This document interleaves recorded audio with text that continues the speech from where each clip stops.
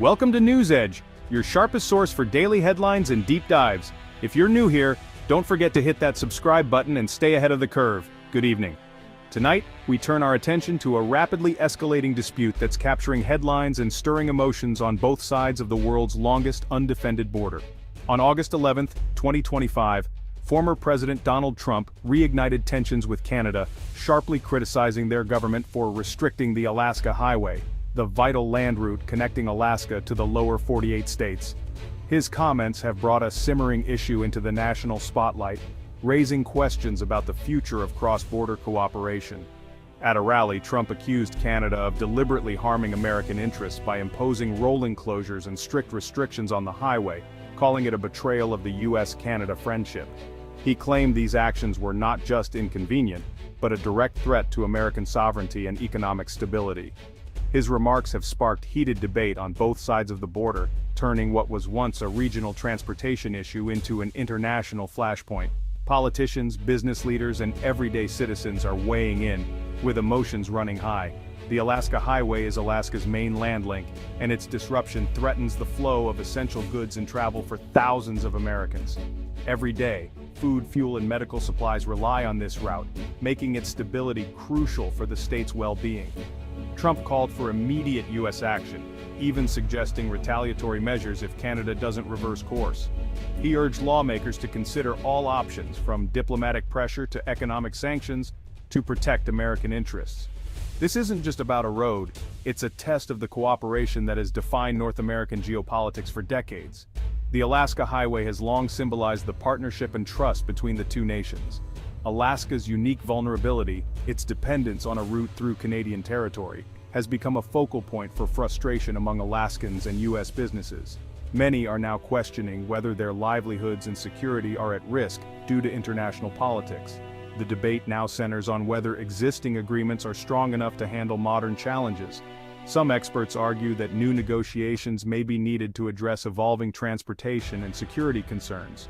As we explore this story, we'll examine the highway's importance, Trump's claims, Canada's response, and the real-world impact on people and economies. We'll hear from those directly affected and analyze what's at stake for both nations. Ultimately, this is about more than politics. It's about the future of one of the world's most successful international partnerships, and whether it can withstand the pressures of a changing world. The Alaska Highway is more than just a stretch of pavement. It's a vital lifeline that threads through some of the most remote and breathtaking landscapes in North America. It stands as a powerful symbol of US-Canada cooperation, representing decades of partnership and shared purpose between two neighboring nations. The highway is also a marvel of wartime engineering, built at breakneck speed during World War II by thousands of workers and soldiers, overcoming harsh weather and rugged terrain. Originally constructed to connect Alaska to the rest of the U.S. for military defense, it remains the only practical land route for moving goods, services, and travelers between Alaska and the lower 48 states. For Alaskans, nearly everything, food, supplies, medical equipment, and even fuel, must cross this route, much of it traveling hundreds of miles on Canadian soil before reaching its destination. While air and sea options exist, they're often costly, weather-dependent, and less flexible, making the highway absolutely essential for families, businesses, and tourists who depend on reliable access year-round. The route also fuels a thriving tourism industry in both Alaska and the Canadian territories it traverses, supporting local economies, small businesses, and communities along the way. Any closure or restriction disrupts not just Alaskans, but also Canadian communities that rely on American travelers for their livelihoods, highlighting the deep interdependence across the border. The highway's smooth operation depends on a web of international agreements covering customs, road maintenance, emergency response, and law enforcement cooperation.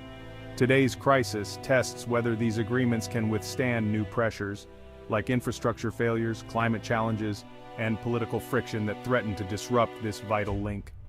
The Alaska Highway has become a symbol of a partnership under strain, reflecting broader tensions and the need for renewed collaboration. Its fate will shape not only the future of cross-border cooperation, but also the daily lives and prosperity of countless people on both sides of the border. At his rally, Trump didn't hold back. His energy was unmistakable, and his words carried a sense of urgency that electrified the crowd.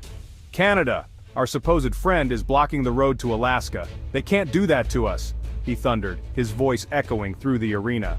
He framed the closures as a deliberate act to punish the US, insisting Canada knows how vital the route is for Americans, especially for those who rely on it for travel, trade, and essential supplies. Trump's message was simple: this is a betrayal, and the US must respond with strength. He called for unity, urging Americans to stand together in the face of what he described as an unfair blockade.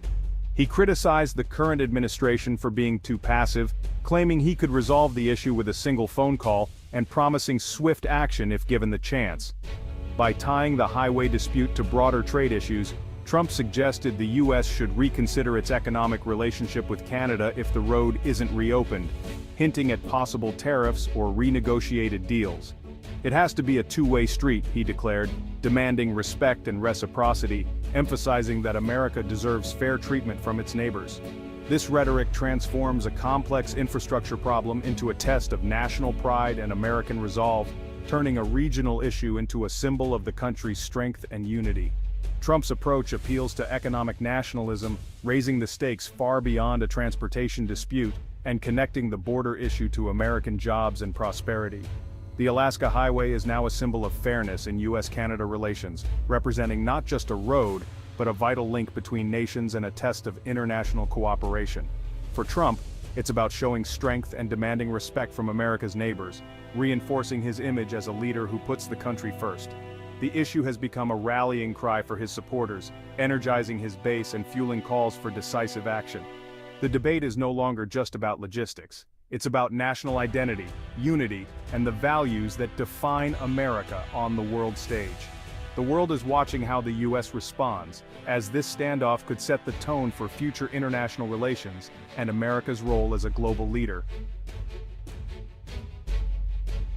Canada's explanation for the highway disruptions is rooted in safety, not politics. Decades-old infrastructure, battered by harsh northern climates, has reached a breaking point. Floods, permafrost thaw, and wildfires have caused major damage.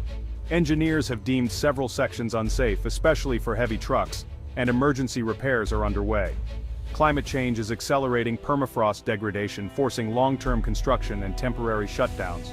Wildfires have also forced closures for public safety. Canadian officials stress these are emergency responses, not political moves. Their top priority preventing catastrophe and ensuring the safety of all travelers. The crisis is a convergence of infrastructure decay, climate impacts, and natural disasters. Canada's official response has been calm and firm. Safety comes first. The Minister of Transport emphasized that decisions about the Alaska Highway are based on engineering assessments, not politics. Canada is investing heavily to repair and modernize the route, and is in constant communication with US officials. Canadian diplomats have shared detailed reports and timelines, aiming for transparency and collaboration. They point out that Yukon communities are just as affected as Alaskans. Canada frames the issue as a shared North American challenge, not a bilateral dispute. At the same time, Canadian officials assert their sovereignty. The highway is on Canadian soil and subject to Canadian law. "We value our relationship with the US, but we will not compromise public safety," one official said. "The message is clear. Canada won't be pressured into reopening unsafe roads." This stance underscores the importance of sovereignty, even between close allies. The US administration is walking a diplomatic tightrope. It must show Alaskans it's fighting for their interests while avoiding a crisis with Canada. The State Department is quietly negotiating with Canadian officials, seeking clear repair timelines and exploring alternative routes. The US may even offer technical or financial help to speed up repairs. Meanwhile, Trump's rhetoric has energized his base and put pressure on the White House to take a tougher stance. Alaskan lawmakers, regardless of party, are united in demanding urgent action. The administration's approach is rooted in alliance building and diplomacy, contrasting with Trump's confrontational style. The Alaska Highway dispute is now a test case for two competing foreign policy philosophies. The outcome will shape not just the highway's future, but the direction of US foreign policy. The stakes are high for both countries. For Alaskans, the highway is a lifeline. Its closure means stranded families, disrupted moves, and skyrocketing costs for businesses. Students face expensive flights instead of road trips, and grocery stores struggle to keep shelves stocked. The pain is real and immediate for Alaska's 750,000 residents. Yukon communities in Canada are equally affected, facing isolation and supply challenges. Many Yukoners feel overlooked in the political storm, even as they bear the brunt of the crisis. The shared hardship has fostered solidarity between Alaskans and Yukoners. Tourism-dependent towns along the route are suffering, with canceled reservations and empty businesses. For many small businesses, a lost summer season could be devastating. The economic and human costs are deeply intertwined on both sides of the border. The Alaska Highway dispute has far-reaching implications for U.S.-Canada relations. The two countries share massive trade and the world's longest undefended border. Friction here can spill into other areas. America First rhetoric risks eroding trust, making future cooperation on trade, security, and the environment more difficult. The crisis exposes the vulnerability of supply chains and may prompt calls for new investments or alternative routes. In both countries, the issue is political ammunition. Critics attack, supporters defend, and leaders face pressure not to appear weak. In Canada, Trump's tough talk can backfire, uniting public opinion against perceived bullying. The dispute is a microcosm of the larger question. Will North America's partnership remain cooperative or become more confrontational? How this is resolved will send a powerful signal about the alliance's future. The world is watching. The Alaska Highway controversy is about more than road closures. It's a collision of infrastructure, climate sovereignty, and politics. Trump's forceful approach demands immediate action. Canada insists on safety and process. For Alaskans and Yukoners, this is a daily struggle, not a theoretical debate. The economic pain is real for communities along the route. The highway now symbolizes the state of U.S.-Canada relations, strong but under strain. The path forward is uncertain: confrontation or cooperation.